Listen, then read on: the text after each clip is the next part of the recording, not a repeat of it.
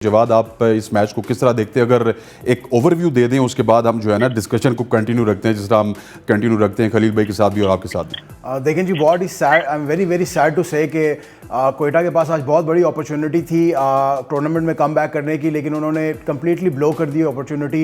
अगर आप उनको मैच से पहले कहते हैं कि लाहौर ने 140-45 रन हैं और आप सकते, तो मेरे ख्याल में वो लोग दोनों हाथों से ही ग्रैब करते अपॉर्चुनिटी। लेकिन वेरी वेरी डिसअपॉइंटेड और it was a poor show by Quetta.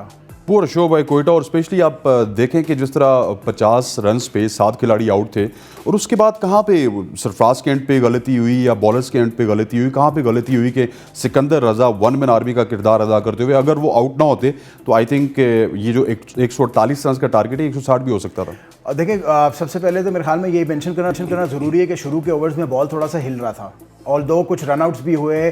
Fakhar का रनआउट बहुत अच्छा हो गया, उसके बाद शाहीन भी रन आउट हुए, लेकिन शुरू के ओवर्स के अंदर बॉल थोड़ा सा हिल रहा था। लेकिन जैसे ही पावर प्ले खोला और आप 8वें 9वें 10वें ओवर में एंटर हुए, वहाँ पे बॉल्स जो है वो बहुत अच्छा बैट पे आना शुरू हो गया था। कुछ मेरे ख्याल में स्ट्रैटेजी पे तो मैं बात नहीं करूँगा, मेरे ख्याल में एवरीबडी बोल्ड बेटर, उन्होंने बॉल अपनी तरफ से अच्छा करने की कोशिश की। आपको क्रेडिट देना पड़ेगा सिकंदर रजा को, और उसके बाद आपको क्रेडिट देना पड़ेगा राशिद खान को। जिस तरह राशिद खान ने आके पहले सिकंदर रजा से वो 15, 20, 25 रन का उसने इनिशिएटिव लिया, वहाँ से बूस्ट मिला पूरी की पूरी टीम को। और मेरे ख्याल में सिकंदर रजा की जितनी भी तारीफ़ की जाए कम होगी। एक्सेप्शनल इनिंग्स, नंबर 7 पे आते हुए एक क्रिकेटिंग फेज़ है कि मेरे ख्याल में आपका कोई हक नहीं बनता था कि आप 71 रन बना जाए 7वें नंबर पे आके, लेकिन एक्सेप्शनल क्रिकेट खेली उन्होंने। और गेम जो है वो कोयटा से ले गए, और जब Quetta were walking of the field तो उनके शोल्डर्स आपको तभी डाउन लग रहे थे, और मुझे थोड़ा थोड़ा लग रहा था कि कुछ ऐसा ही होने वाला है।